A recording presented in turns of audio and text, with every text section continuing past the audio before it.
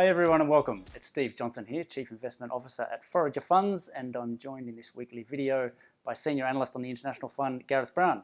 Hi Gareth. Hi mate. Hi everyone. It's been a pretty dramatic run-up in stocks around the world, and both of our portfolios have rallied very hard alongside it. Gareth, we're about to put the monthly report out for the International Fund. The number was more than 12%, I think, for the month, despite a stronger Australian dollar. Are you starting to get nervous with how fast things have recovered? Yeah, I am. It's, a natural contrarian bent. It's always a little bit uncomfortable to see things working out so quickly. I'm much more comfortable down at the lows when everyone thinks stocks are a sell than in this sort of environment. But it is sort of proof of concept, I hope, and things have been going well, so we need to be happy about that. Yeah, we've got a number of stocks in the portfolio that are actually trading back at all-time highs above the level that they were at in February. Now, we originally owned them back then because we thought they were attractive long-term investments. Other stocks in the portfolio haven't performed anywhere near as well. How are you thinking about the makeup or the split between those in the portfolio? Yeah, I think the theme here has been rotation or cycling. At the bottom, we were adding some new names that were quite idiosyncratic to the portfolio, but on top of that, where we were buying things that we already owned in the portfolio, we were going for the really high quality things that we knew that would rebound first and hopefully hardest. And that's ultimately been the case. A classic example for me is on my stocks, we added to Auto Trader back there in late March.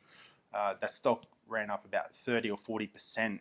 Meanwhile, Motorpoint, it's a car dealership that's sort of arguably in the same industry, exposed to the same country.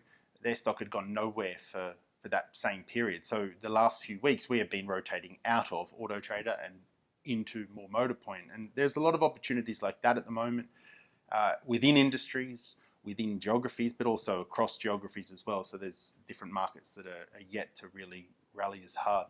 Yeah, we've seen the US recover very quickly. We've seen the more liquid stuff recover more quickly than the illiquid stuff.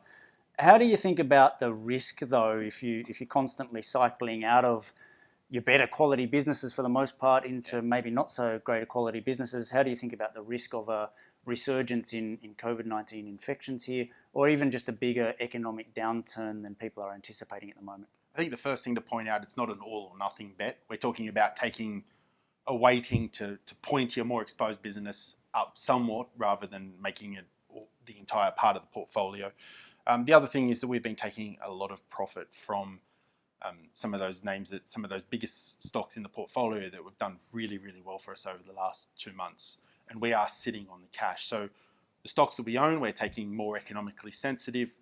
We've taken the cash weighting from 1 or 2% back there in late March to about 7% now. So if there's a second wave, if the economy really grinds to a halt faster than people are thinking, we'll be able to put that money to work in the high quality names once again really quickly.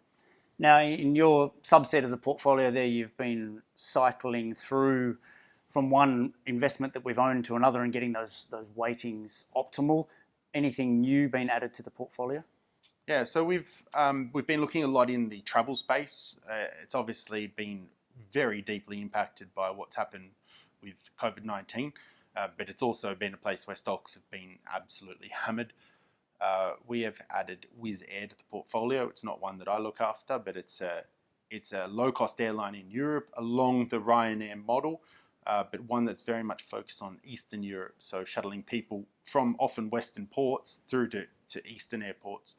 And it's had a very good track record over the years in terms of return on capital, and it's fairly conservatively financed for an airline. Yeah, lots of really high return on capital opportunity for that business to keep growing, we think, as well as Eastern Europe flies more and more and they continue to penetrate routes that they're not already on. It's a really good example of a business at that pointer end of the spectrum, but also an area where we're focusing is on businesses that have the wherewithal to get through this type of economic environment, even if it is much worse than people are anticipating at the moment. Wizz has said it's got 20 months worth of liquidity if it doesn't have a passenger flying on its planes to get it through. In that environment, it's going to be one of the last airlines around, and that's the type of business that we're trying to find at that pointer end of the spectrum. It's a point we're trying to make very often with these kinds of economically sensitive businesses. You want the ones that are going to grow stronger in a tough time, that actually will come out with bigger market share and a better position than they went into it with, whereas the weaker hands tend to disappear in these times. That's great. Thanks, Gareth. Thanks for watching. Those monthly reports will be out hopefully by the time you're watching this video, if not in the next few days. Keep an eye out for it in your email or get on the website and download it. Thanks for watching.